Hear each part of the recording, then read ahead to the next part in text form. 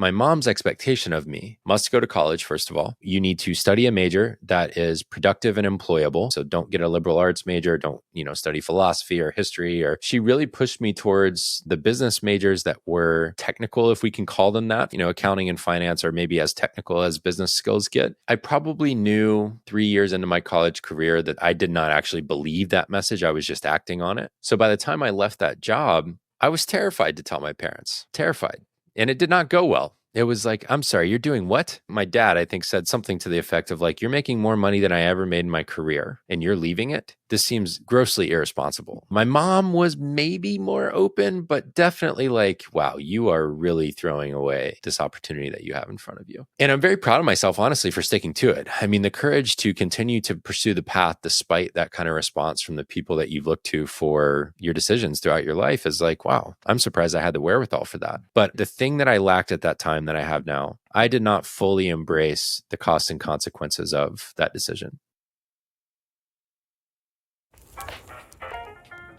This week, I'm sharing the first part of my conversation with Barrett Brooks, who is currently an executive coach and writer, helping mission-driven founders, typically at Series A and above. A lot of his experience comes from his time as the Chief Operating Officer at ConvertKit, which he helped grow from 3 to over 30 million in ARR. I also happen to be a customer of ConvertKit, so this was a particularly interesting conversation. And Barrett has extensive background, both as a Chief Operating Officer and also as a growth director, and we talk a lot about everything that it took to get there. So in this part of our conversation, you're going to hear us talking about the education system and the extent to which it can help or harm. We talk about the importance of agency in education and the power of self-determination, what it means to have an immigrant mindset and the impact that being an immigrant can have on your trajectory. We talk about Barrett's early journey in becoming an entrepreneur, starting some of his first businesses, and knowing when to start and to stop in entrepreneurship, and navigating some of the ups and downs of entrepreneurship, including learning what failure looks like and when to make that decision to shut down a business. We also talk about the struggle of balancing practicality and passion in your career, and everything that Barrett learned from working with Seth Godin, who is a little bit of a mentor to us both, me from a far greater distance than Barrett, who actually got to work directly with him, specifically on the Carbon Almanac, and also a little bit earlier on in his career. So I won't spoil anything. This was a really great conversation for anyone who thinks of themselves as a potential operator, someone that wants to work within businesses, someone who wants to help scale businesses, someone who wants to start something of their own, or even just wanting to navigate your career and figuring out how to grow and scale and develop. I think everything that Barrett shares is going to help you a ton. So you can get the full show notes, the transcript, and read my newsletter at theknowledge.io. And you can find Barrett online on Twitter at Barrett A. Brooks. You can also find Barrett on his website at barrettbrooks.com. We'll have all the links to his stuff below, including his awesome podcast, Good Work. And if you love this episode, please do share it with at least one friend. Make sure to subscribe and follow to get the following parts of this conversation, because you won't want to miss them. And don't forget to leave a review wherever you listen to podcasts, because it helps us a ton to find other listeners just like you. So where I wanted to start is that I think for a lot of people, maybe they get into entrepreneurship and sometimes you hear people say it's because, they weren't that great at school, they were trying to do certain things, it wasn't really working. But you actually seem to be good at school. You went to a good school, you got a good first job, and then you ended up quitting after about 9 months. So I'd love to hear you unpack that part of your journey. Yeah, really interesting question. So while I might not have been similar in that way particularly, like I got degrees in accounting and finance, I did fairly well in college, I've always been a good student, but the thing that is a little bit like many people who will say that is I hated school. I hated how hemmed in I felt by the curriculum design in many cases. Before college, so high school, middle school, I felt like I was going at about 30% of the speed that I could go in my classes of like what I was capable of learning versus what the pace allowed me to learn. Every day in high school, certainly late middle school and early high school, maybe it was a little bit not this way later in high school as I got into more challenging like college level classes, but I would, rather than pay attention to class, so long as the teacher would allow me. And usually they would allow me because if I didn't do this, I would be very annoying. So usually they would allow me. I would do my homework instead of the classwork. And that way, when I got home, I could go play sports, roller hockey or baseball or whatever, and enjoy my time that way. And so I just figured out this game where I didn't need the teacher to teach me mostly what we needed to learn to do the homework. And if I did the homework now, I wouldn't have to do anything after school. And that was the system that worked for me. And so in that way, it's very much the same. I absolutely hated school because it didn't cater to me. The speed was the average of everyone in the class, and I wanted to go faster. And once I got out and I went to work at Ernst & Young, which is a big accounting and consultancy firm, I was on their consulting side, and there was this conversation. There were two key things that happened. One was a conversation with my boss. One was I went to volunteer as a counselor at a summer camp. So I want to tell you both stories. The conversation with my boss, I sat down, I think I was about 6 months into working there, and there was a review cycle that was happening. So I had only had a half year of experience, and a review is supposed to be for a full year. And I submitted one anyways, just to go through the practice of like reviewing what I had done so far. And in that time already, I had uncovered a problem for the client I was working on, which is a Fortune 10 company and outside of Atlanta. I was working on an international tax preparedness project. I wasn't in tax as a practice, but I had uncovered this problem where they had acquired all these companies and they had ERPs, enterprise resource planning tools, that were all reporting the same information, but with different format.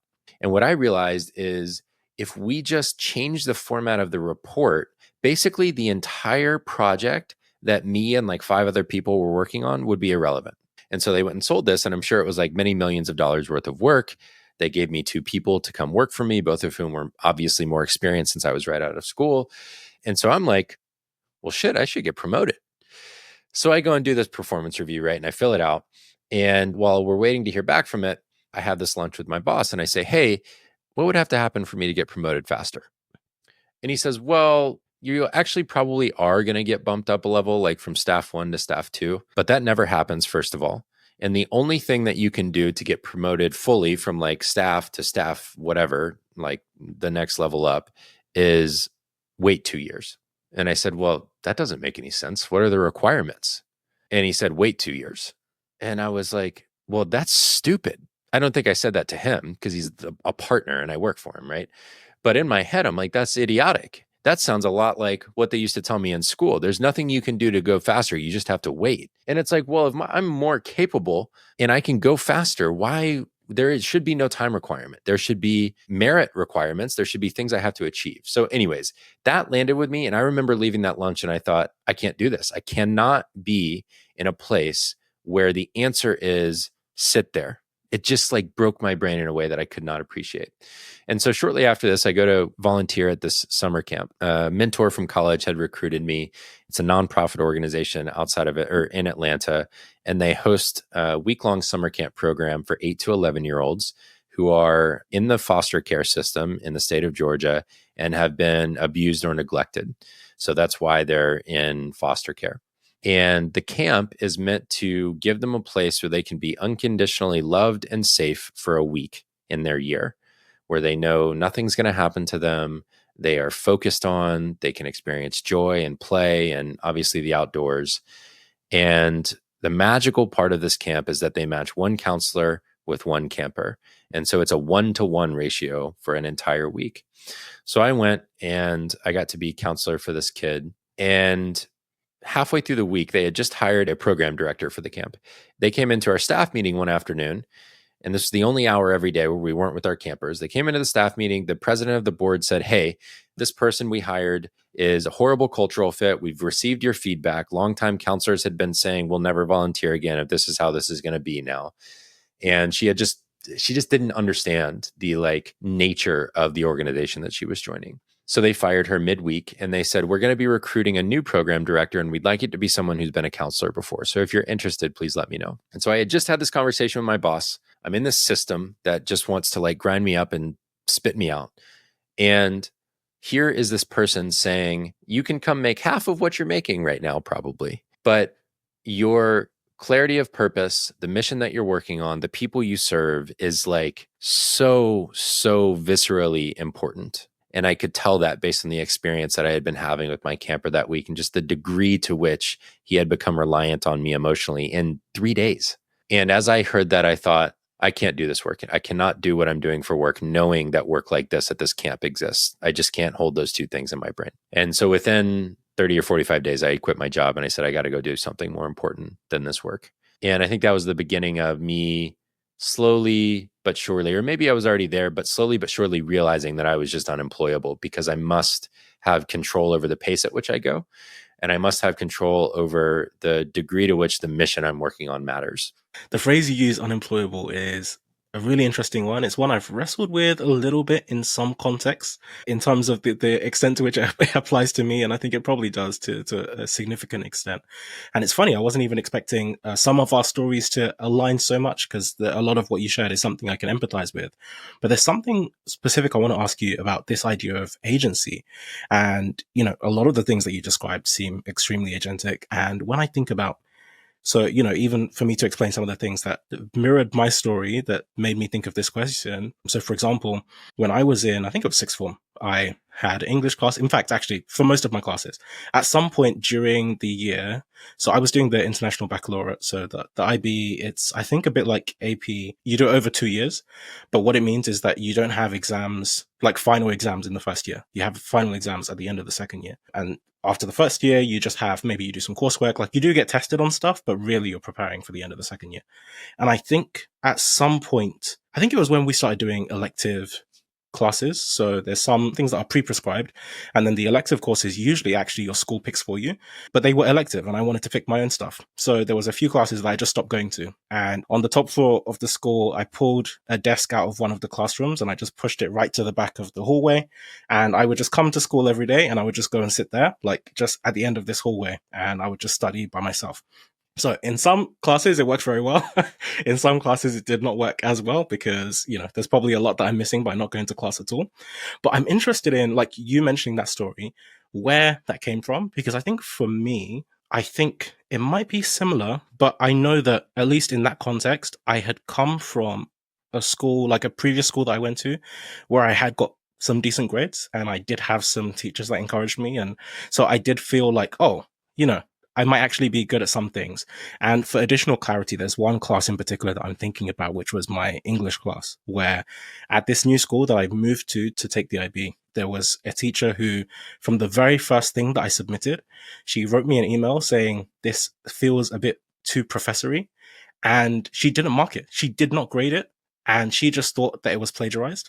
And it's funny because, so I was shocked receiving this and I showed it to some of my friends. One of my friends burst out laughing and he pulled up his homework that he submitted and he pulled up Wikipedia and he'd literally just copied word for word the entire first few paragraphs of this Wikipedia post. So he had 100% plagiarized without even masking it. That hadn't been picked up. He got an A, the equivalent of an A on that piece of homework, and mine was ungraded. And then after that, there was quite a few times I would submit things and she would just not grade it because if she thought I'd plagiarized or something like that, she wouldn't even mark it. Or if she did mark it, she'd give me a B. And that was just burning me because in my previous school, I've been predicted the best grade for English. So there was definitely this incompatibility there where I was like, I definitely feel like I'm better than you are assuming that I'm going to be. And so I would rather just not come to class at all and just do it myself. And it worked out to an extent in the end because I think, on my final grades, I did both English language and English literature. And I think I dropped 1 mark across both exams. So I got 100% on one and I dropped 1 mark on the other one. But again, it was just this idea that I was just adamant that there's no way she could tell me that she's not accepting my work. However, the caveat to that is there's also some subjects where I did the same thing and it didn't work out to the same extent. So there's a balance there. But yes, I'd love to know both in the school context and then later on in the work context, what got you to a point where you had that confidence that actually, hey, there is a path that I'm supposed to be on, but I actually think it's better to go my own way.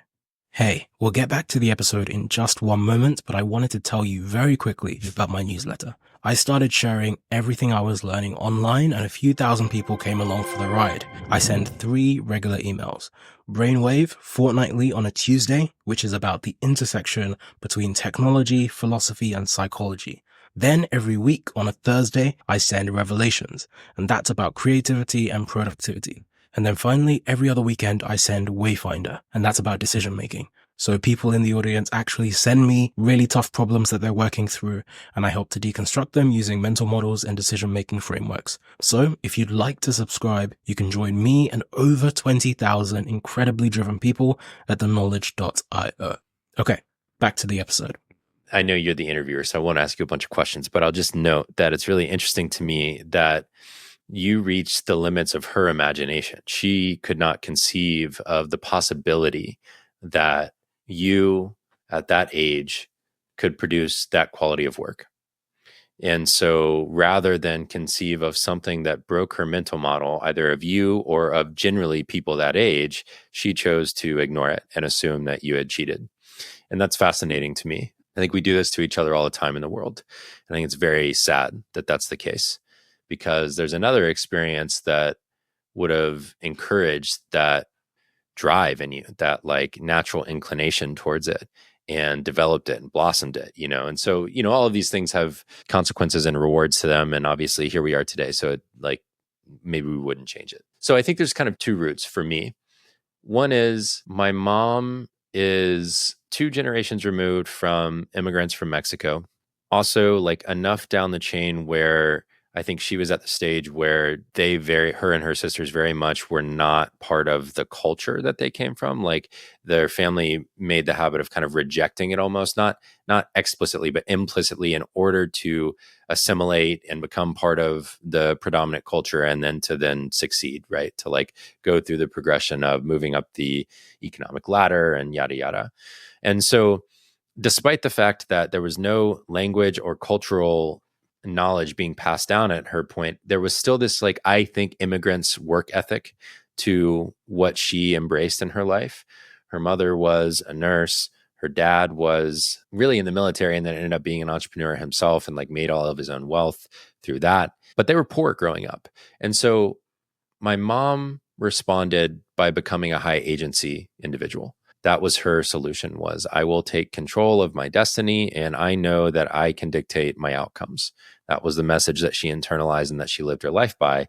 And that was the one that she passed down to me, still lives her life by. And so I'm very grateful for that, because I like to joke that she was more like a coach on many occasions than a mom. She just instilled in me this belief that if you want something, you go get it.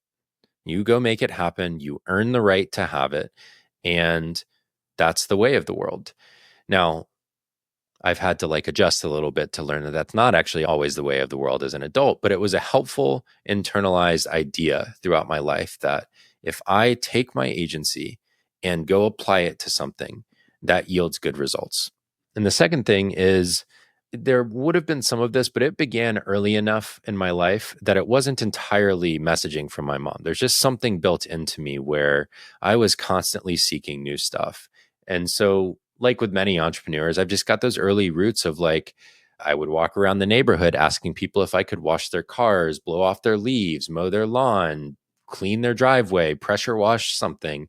I just wanted to like earn money so that I could do things with it. Probably starting around the age of, 10, 9 maybe. In school, the like gifted program would get to, you'd get to join teams and start little businesses and have this like market on the stage within the cafeteria that would happen for a 2-day period. And it was an entrepreneurial unit of teaching within the class where the goal was to come up with an idea where you would make the most money amongst any of the other, entrepreneurial ventures in the class. And it was meant to teach understanding your market, building a product people want, selling it. And of course, the things that worked were like cotton candy and other shit like this. And so I didn't fully get, and sometimes I still don't fully get, the degree to which people just want things that they want. It's like I want to make things that I want them to want sometimes. But I loved that. And I ended up making these little like bead animals. You could like make these little woven bead animals and trying to sell that in school. And so I just had all these roots of being very drawn towards the agentic experience of making something or doing something and making money from it directly, and all of the things that would unlock for me. So I had many experiences like that. So I think that joint kind of path of like, I was naturally inclined towards it and I liked the natural reward cycles of it. And then my mother's messaging of high agency, you're in control, work hard enough, do the right thing, and you'll be rewarded for it. I think those were the two roots of it. How do you balance that yearning for agency with also the sacrifice? Because in the example that you mentioned of even quitting your job, you're potentially quitting your job to earn half as much to go off and do something which might give you some purpose, but there is a risk. And I think, funnily enough, you mentioned that your mum having that immigrant mindset. I'm technically a first generation immigrant. My dad came to the UK during there was a civil war in Nigeria. So his family kind of one by one slowly came here. And so he studied here, but then went back to Nigeria where he met my mum. So we came back. So for me, it was the first time. And for my mum, also the first time. But I think there was a strange balance for me in that, on one hand, having immigrant parents is basically like agency bootcamp because they have done something incredible, which is move to an entirely different country to get a whole new opportunity set. And I think just witnessing that or just having that idea in the back of your mind fundamentally changes the way that you approach the world. I genuinely believe that. However, at the same time, there is then also this mentality of kind of protecting this thing that you've now got. And actually, now that I have this opportunity, maybe I should play it safe and just become a doctor or a lawyer. I mean, I did go off to become a lawyer, but I actually wanted to do it. But still, there is this idea that actually now we don't want to rock the boat too much. And maybe we should just get the best job, play it safe, make as much money as possible. So I'm interested for you being in that position. Was that something that played in your mind at all? Like, okay, I definitely want to accelerate. I want to go faster. I want to go further, but I'm leaving, working at Ernst & Young. There's a lot of prestige in that. There's a lot of, privilege. There's a lot of money. There's a lot of things that come attached to that. If I leave this thing to go work at this summer camp, how does that change maybe how my friends see me or how my parents see me or how I see myself? There's a big world change that goes beyond just the purpose that I feel at work.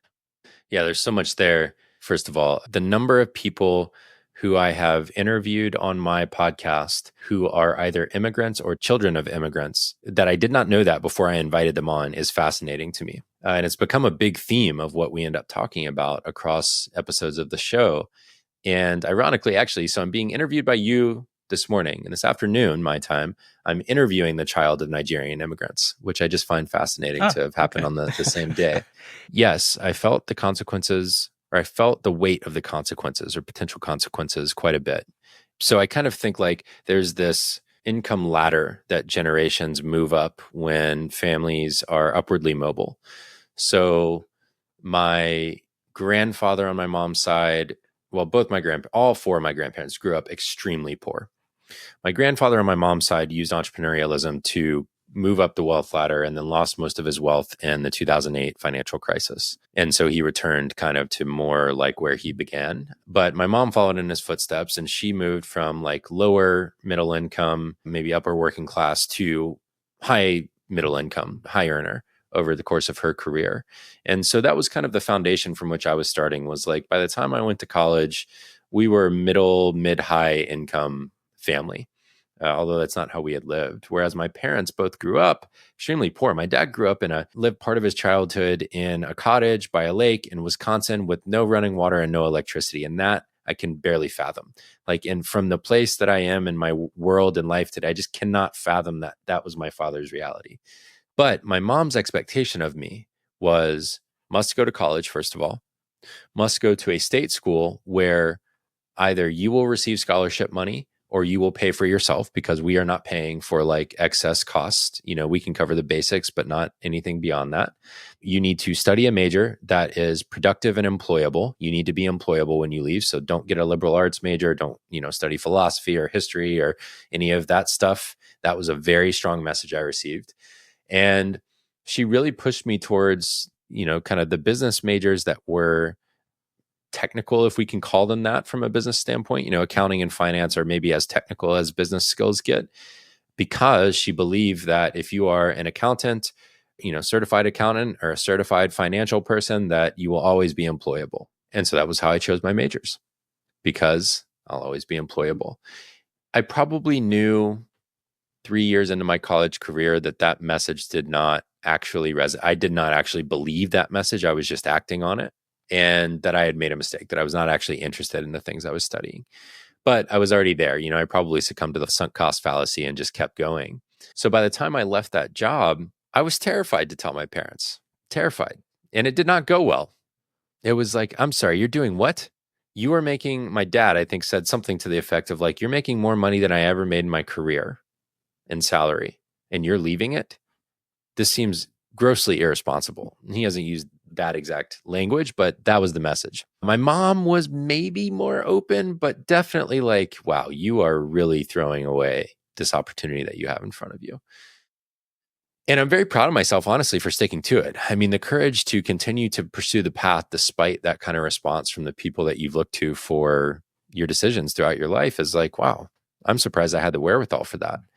But the thing that I lacked at that time that I have now, I did not fully embrace the costs and consequences of that decision. I don't think that I fully understood and was ready to take responsibility for all the potential downside. I think I was only looking at upside in terms of, yeah, the purpose in my work and what I wanted from a financial outcome standpoint. But it's very important to do the kind of like odds adjusted reality of these outcomes, right? Because most likely outcome was that the business would fail, which is what happened. I did not factor that in enough to my decision making, and I don't think I took enough responsibility for it. So tell me a bit more about this business, because precisely the last thing that you mentioned is what I'm specifically interested in the context of the story you just told.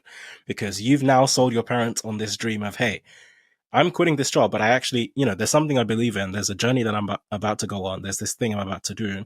And you try and do it. It takes months. It might take a year or so. And it eventually ends up not working. Even though I think in the interim, maybe you raised some money, like that there were signs of things working out. But then eventually, you kind of came down on the other side of that slope.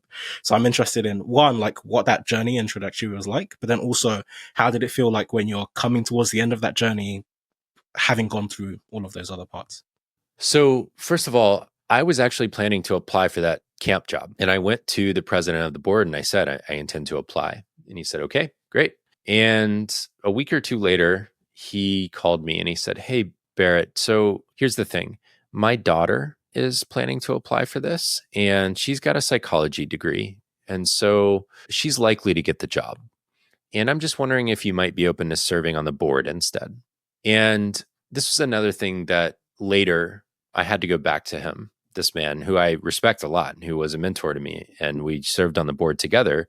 I had to go back to him and say, that really actually made me quite angry now upon reflection that you essentially shortcut the process. You didn't even let me interview. You didn't even put me in front of the people making this choice because your daughter was applying and maybe she would have gotten chosen. But that sent me on a whole path that I wouldn't have had to go down if I had been able to go into that job. And you didn't even give me a chance. And I'm angry about it.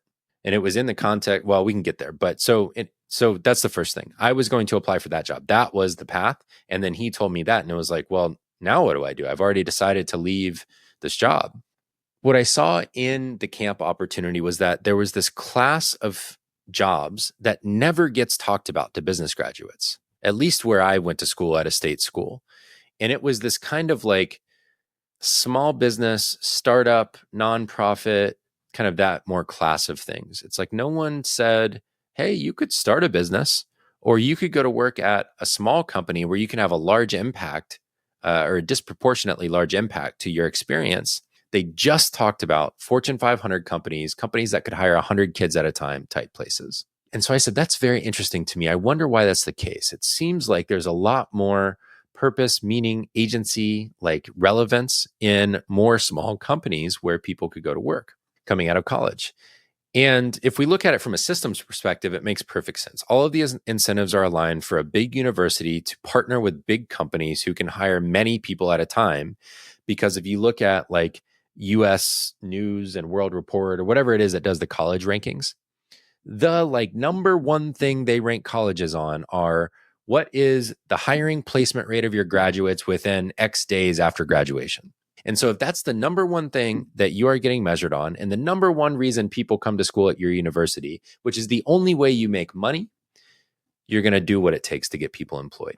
And the best way to do that is to partner with Ernst & Young, Coca-Cola, and GE, and whoever else, anyone who will hire hundreds of students at a time because you've got thousands of people who need employment. So I saw this gap between that, which was what the university was doing, the career center at the university was doing, and this concrete camp job that I saw over here. And it's like, there's probably hundreds of kids who want to go to work in this camp type job, but don't even know it exists. How do we solve that?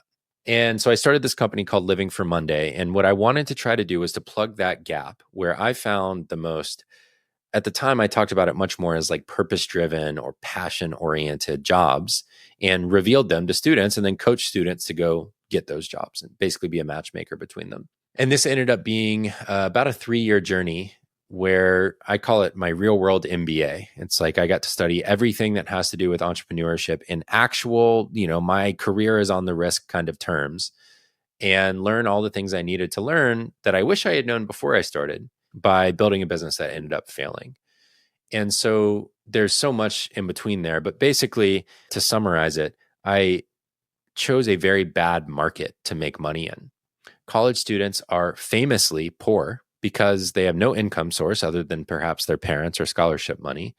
And if you go to a college student and say, hey, don't go get a bad job, get a job you're going to be really interested in, they're like, I'll take any job. I don't care what the job is. I just need a job.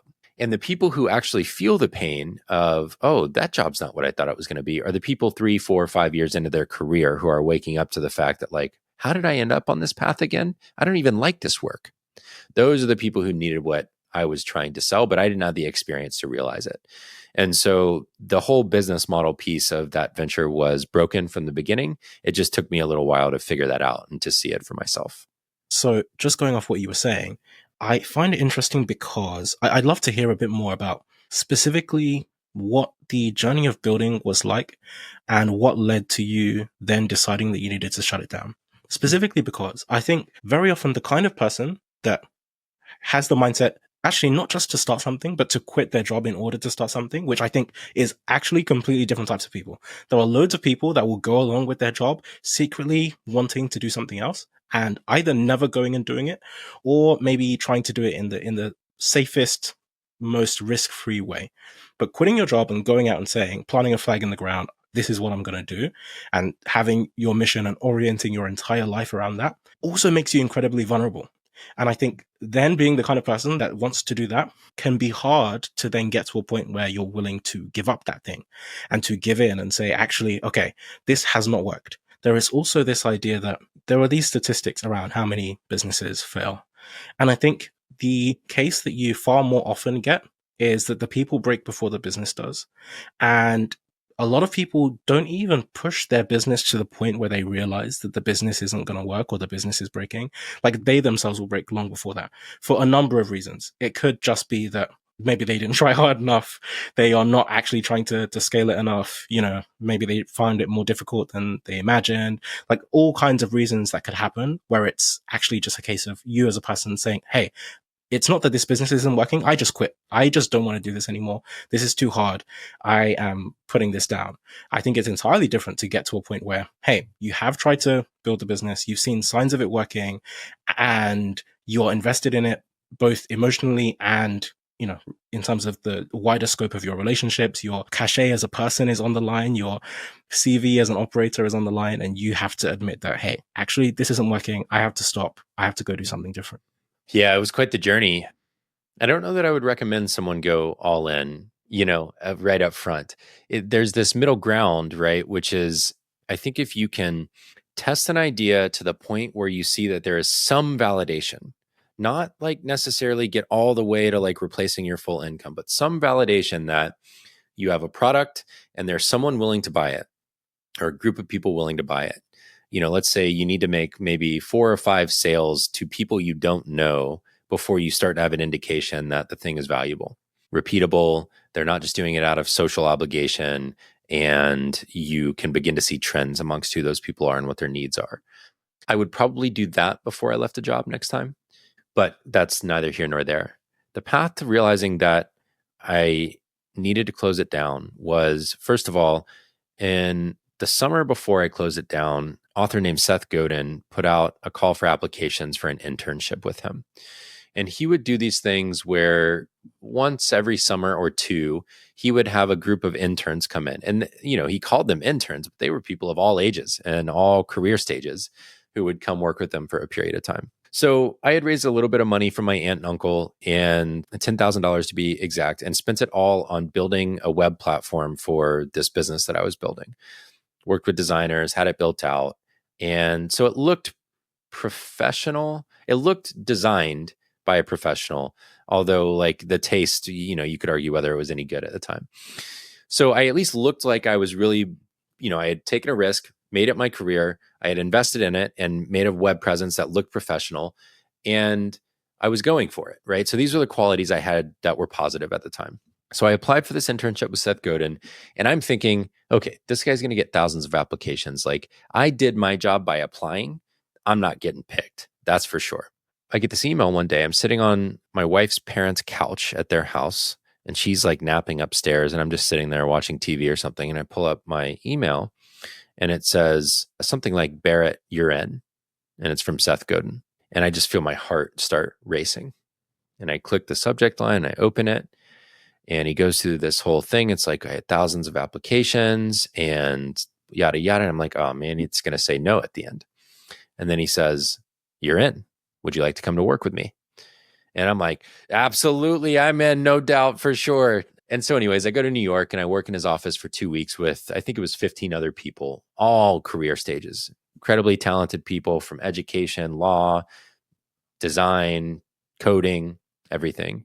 And that was where I really started to learn what it looks like to be on a highly talented team with all the different skills in the room that you need to make it succeed, with direction and vision and strategy in place. And every afternoon we would take a break for a little while, and Seth would kind of do these like almost like workshop sessions where we became the audience for a little while. And it was almost like a break for him to pour into us and mentor us for a little while.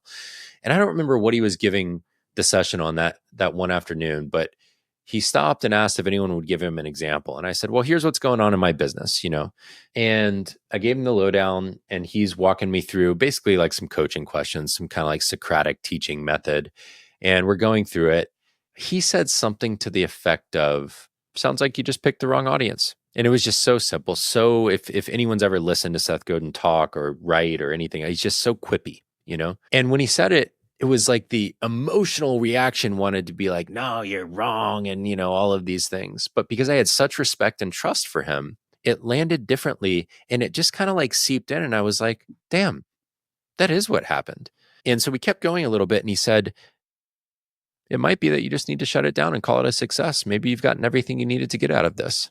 It wasn't like in that moment I decided, but in that moment, the seed was planted that allowed me a path of dignity to shut it down and acknowledge that it wasn't working without declaring it a failure, like without declaring the effort a failure, even if the business model failed. And that gave me this out where I was like, oh, this can be a huge success, and it just didn't work financially, and that's okay. And so that was really what allowed me to get to that point where I had the courage to say, I tried something, served its purpose in my life, and now it's time to go do something else. Okay, amazing. I think you've had the rich man's version of what a lot of people imagine or dream of, because a lot of us, me included, we read Seth's work, we read his emails, we watch his content and whatever else he does, read his books. And I think very often exactly what you're saying are things I can imagine Seth saying. And I think even for me, there's a lot of times where I've read something that Seth has said and I'm like, oh, wow, that's true. And I can't imagine how much different it might be to be in the room while he's telling it. And he is actually saying it specifically to you. Mm-hmm. It's not like this might apply to my life. No, he's actually saying it directly to you. Yeah. I mean, that man has changed my life in many wonderful and positive ways. And I'm very, number one, grateful, obviously. And number two, very protective of him. Anytime I see people talking negatively about Seth, I really, I don't like go to battle online just because I think it's not productive, but it's really important to me to advocate for him and the real impact. He is as he appears online. Every experience I've had with him, he is in alignment with what he appears to be. And that's very, very rare in the world, exceedingly rare in the world. And I've been really grateful to know him because he gives me, I don't make anyone my hero. I don't make anyone my like end all be all role model because I think that's dangerous.